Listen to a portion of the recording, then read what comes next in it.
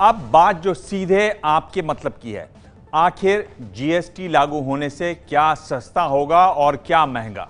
GST council ने आज इसकी एक सूची जारी की है। वैसे ये बड़ा आर्थिक सुधार है तो इसका कुछ व्यापारी जमकर विरोध भी कर रहे हैं। इस पर सरकार का मानना है कि जीएसटी अचूक नहीं है और अचूक के लिए अच्छे को छोड़ा नहीं जा सकता। बात तो ठीक ही है। जीएसटी का सबसे ज्यादा विरोध कपड़ा व्यापारी कर रहे हैं। देश भर में इसके खिलाफ बंद रखा गया। दिल्ली, जयपुर, सूरत, भोपाल, लखनऊ, जम्मू जैसे कई बड़े शहरों में कपड़ा व्यापारियों ने दुकान को बंद रखा, जिससे करोड़ों रुपए का कारोबार प्रभावित हुआ है। देश भर में करीब 25 करोड़ लोग कपड़े के कारोबार से जुड़े हुए हैं। कपड़ा कारोबारियों का तर्क है कि पिछले 70 सालों से कपड़ा और अनाज पूरे देश में कर मुक्त रहे हैं।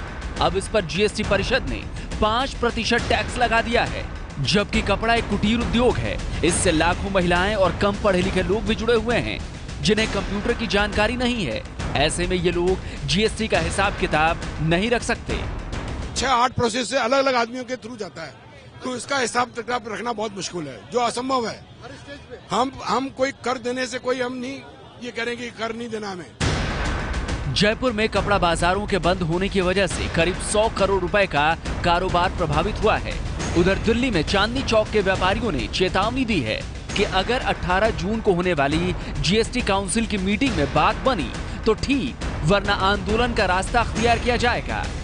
गवर्नमेंट जिस तरीके से इसको लागू कर रही है, ये क्लियर कट लग रहा है कि ये छोटे दुकानदारों को खत्म करना चाहती है। गुजरात की औद्योगिक राजधानी कहे जाने वाले सूरत में भी जीएसटी के विरोध में कारोबार बंद रहा।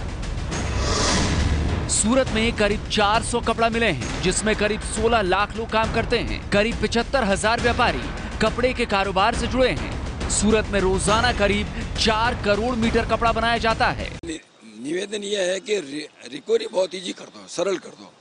टैक्स देने के लिए कोई मना नहीं कर रहा। जम्मू कश्मीर को विशेष राज्य का दर्जा मिले होने से जीएसटी के लिए यहाँ हालात और ज्यादा खराब हैं। पक्ष और विपक्ष तो आमने सामने हैं ही, व्यापारी भी विरोध में खड़े हो गए हैं। इसके विरोध में 17 जून को आम हड़ताल का आह्वान किया गया है। हमने 17 जून बरोज़ शनिचरवार कश्मीर बंद की कॉल दी है, जिसमें वादी चिनाब का खित्ता भी हमारे साथ हड़ताल पे है।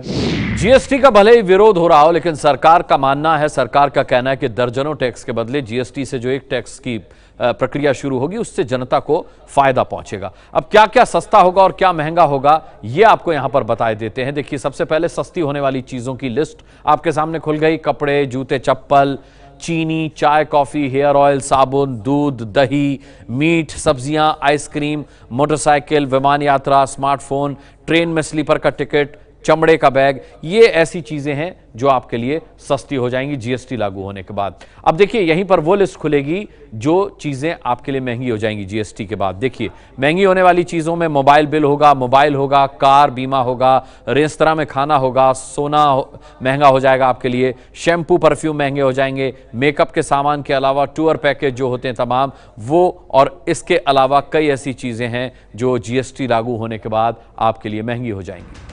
जीएसटी को लागू होने में अब करीब 2 हफ्ते ही बचे हैं, इसलिए अफरा तफरी का माहौल है। फायदे और नुकसान का असली गणित तो इसके लागू होने के बाद ही पता चलेगा। ये है एबीपी न्यूज़, आपको रखे आगे।